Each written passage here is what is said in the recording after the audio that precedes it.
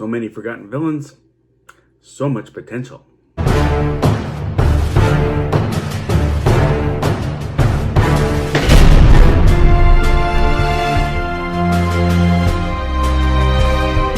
Welcome to my channel, KC. That's me, Carrie Chuck, the Sledge Storyteller. I love talking about storytelling as an art form, its many mediums, and its history. If you like this video, please click like. If you like this channel, please click subscribe. And while you're at it, make one more click on the notification button. Thank you. But initially, I was trying to fulfill a request made by a subscriber to talk about the worst public domain villains. But as I was looking through all the names, I realized that number one, it's harder to screw up a villain than it is a hero. And number two, I was having too much fun looking over all these fascinating villains, and more I wanted to go into depth on several of them. But in the coming weeks, I plan on a series of videos spotlighting a handful of them at a time in the full potential spectrum, ranging from comic books to ancient myth and folklore. And I will tell where they'll be taking my imagination in terms of narrative possibilities. So now we'll start with a villain from Chinese mythology. Ao Bing is a dragon prince and the third son of Ao Guang, the Dragon King of the East Sea, and is a major antagonist in the Nija story. Typically depicted as arrogant, spoiled, and cruel, abusing his power as a dragon prince. And the main narrative involves Ao Bing and his father demanding tributes of young children for their underwater palace.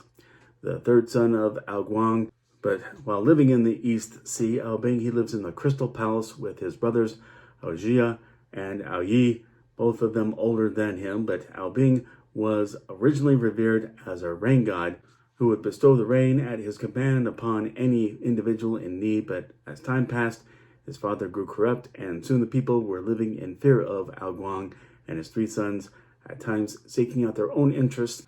After the divine child hero Nija had offed the Yaksha Li Gyin and had been seen causing quakes that threatened to destroy the Crystal Palace of the Dragon King, Ao Bing set out, after his father's approval, to confront Nija, riding a great green beast and backed by his father's troops.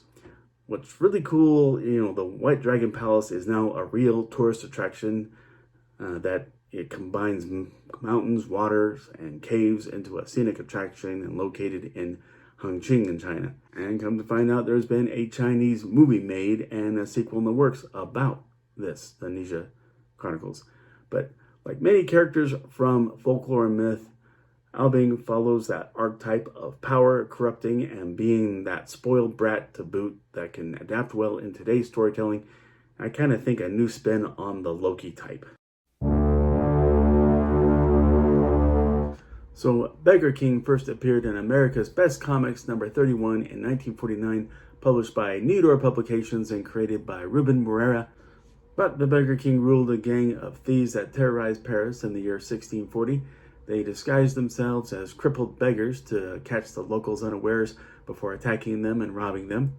The Beggar King was really Count de Godard, prefect of Paris, with a false hook on his hand, bent on taking over Paris with his gang, kill his rival Armand de Vlare, the captain of the Musketeers, and take rival Armand's fiancée Marguerite for himself.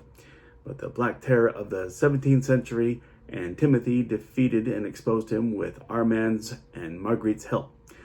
Basically in the vein of a DC Elseworlds tale, so why not create a 17th century version of your character to put against this guy and his evil band? So, Dr. Gaunt, he debuted in Adventures into the Unknown, number 3 in 1949 by ACG, created by Al Feldstein. But Dr. Gaunt started practicing in the dark arts in 1720. For 50 years, out of pure narcissistic motivation, he kept all crime out of Creekmore County. In 1770, lightning struck his house in Whispering Hollow, killing Dr. Gaunt, and died as a result of the fire. But his ghost dwelt in this area as a black dog. 2 centuries later, a research historian named Rand purchases the property and rebuilt it using the original stones and beams of that original structure. Rand leaves Betty, his secretary, in the house while he attends to other business matters, But suddenly, a black dog runs into the house and into the basement. After the haunting of the mysterious noises, she is confronted by the ghost of Dr. Gaunt, who explains how he kept Creekmore County crime-free by driving the evil to himself to conjure his fiends, as he calls the apparitions, accompanying him.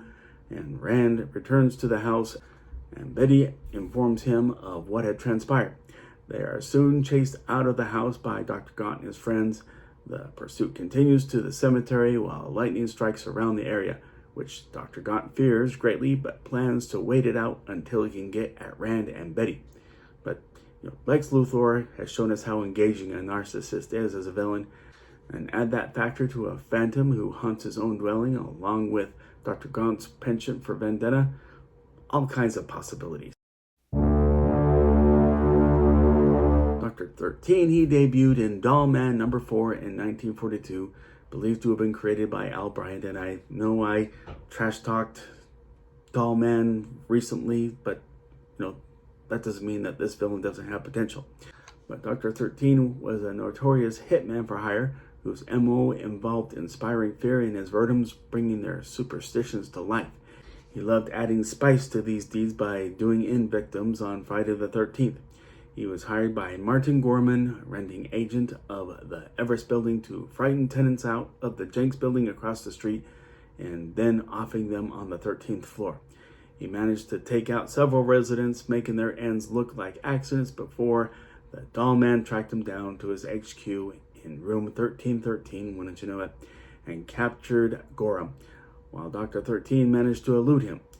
Powers and abilities, here we're talking a dangerous athlete who masters the use of that with a high level of stealth and able to disappear and reappear without being noticed. But here we have somewhat of a theatrical Bane or Scarecrow hybrid who's a legit physical threat and knows how to mess with your mind. But that's my first list of public domain villains that are worth bringing back. Agree, disagree, something I left out? Please let me know in the comment section. The link to order Sledge number 1 through 3, the miniseries, is in the link below, available on digital and paper format. Give it a look.